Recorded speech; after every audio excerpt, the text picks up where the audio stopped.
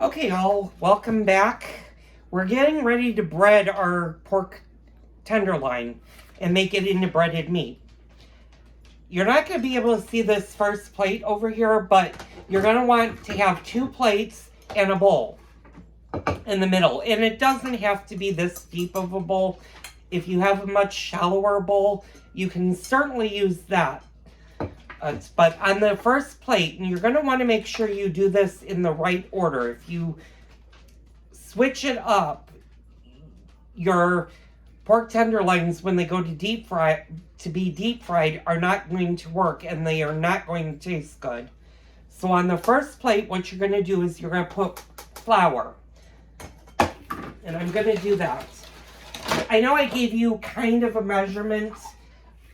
For 8 pieces, I'm going to start with 1 cup of flour. And it doesn't have to, all you want to do is you want to cover both sides of the meat. So have your flour like that. Always have a fork or a spoon to stir. I'm going to put my eggs in the bowl. And then on this last plate, or the plate closest to you, so we're going to go from left to right, we're going to add our breadcrumbs. And you're going to want to do about the same, maybe a little bit more of the breadcrumbs than you did the flour.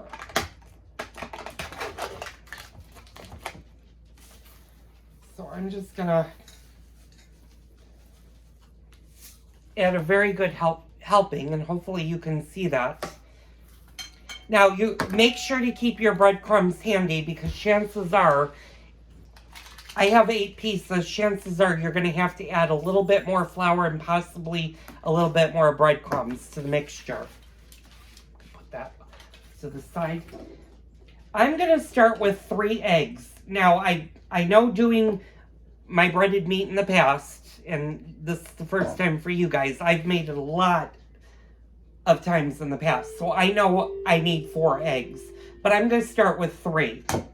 And you're just going to break them into your bowl. Make sure not to have any shell. And unfortunately, I'm going to have to move you guys for this part because, again, you guys were on the garbage can. If you get any shell in your eggs,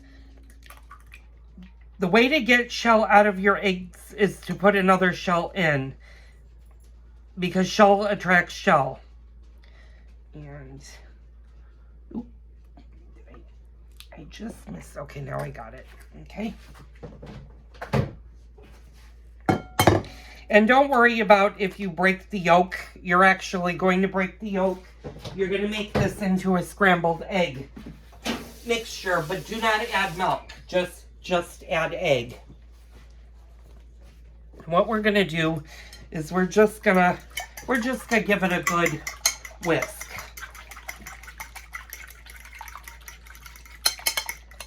Now, if you're doing more than 2, if you're doubling this recipe, obviously double the amount of eggs that you're going to use.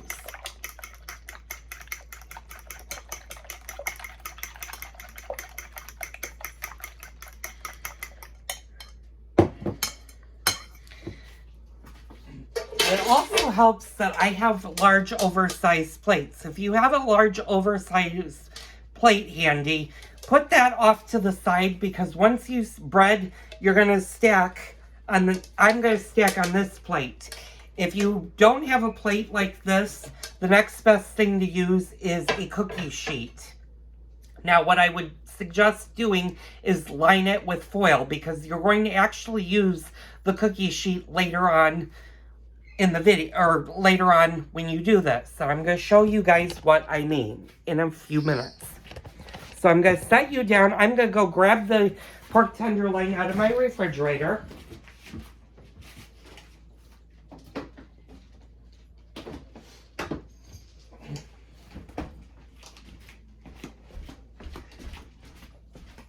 And hopefully you guys will be able to see this. I may have to go... Oh, that's heavy. I can't lift that one-handed. Also, make sure you keep your flour handy, because you might need a little extra flour. So I'm just getting my work surface together. I'm gonna put that off to the side right now. And I'm gonna kind of show you my setup. I'm gonna turn you guys around. Voila. So I've got my flour on my first plate. I've got my eggs, and I'm gonna show you my egg wash is in my second. Breadcrumbs are on the third. And the plate in front is what I have my pork tenderloin laying on. And at this point, you're going to want to make sure that you have already pounded out your pork tenderloin. And then it's hopefully, you guys really aren't going to see this, but hopefully I'm going to actually maybe push this a little bit to the back. And this is going to be very, very messy. So it's good to do this possibly one-handed. And I'm going to use my right hand. And make sure your hands are clean because you're working both with meat and with everything else. And I'm going to actually give my hands a quick wash.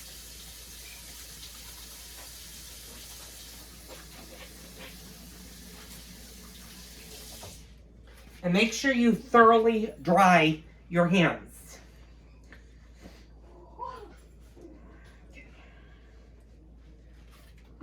You can also, if you don't want to get your hands too messy, you can definitely use a fork. Unfortunately, I threw the fork in the sink. And actually, I'm actually going to go grab a fork. So, pardon me while you guys bounce a little bit, because you're coming with me. And I'm going to use a fork for an assist. Okay, so what you're going to do is you're basically going to take one tenderloin. You're going to do this one at a time. Now, if you have a bigger container, you can certainly, you can definitely put 2 or 3 in at a time. But we're just going to do one at a time and show you how the first thing. I'm going to do this step by step. So I'm actually going to pause it so the video doesn't get too long so you can see this. So we'll be right back. And poof, just like magic, I'm back. Okay, so this is the first breaded pork tenderloin that we're doing. And this has just been floured. And you want to do this for both sides on all of your pieces of meat. Then what you're going to do is you're going to dunk your meat into the flour mixture. And don't worry if some of the flour comes off of it. It's not that big of a deal.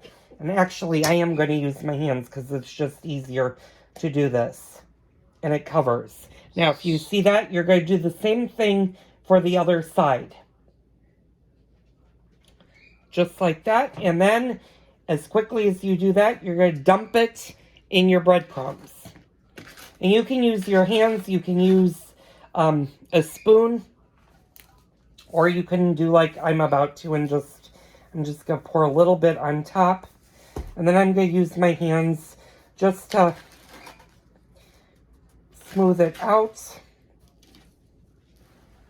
making sure that the whole entire piece is coated, and it is.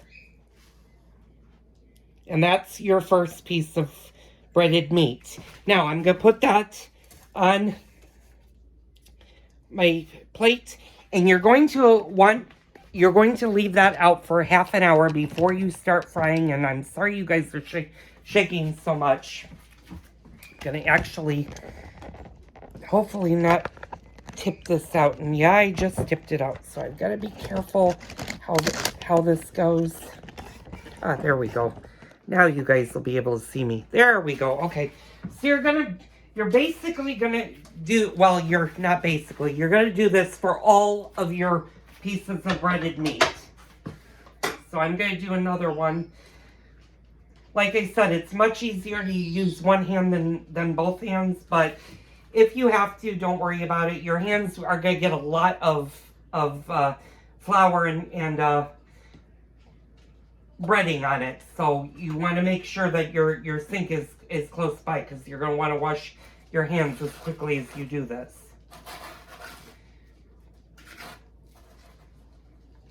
And we're just going to do this on another one.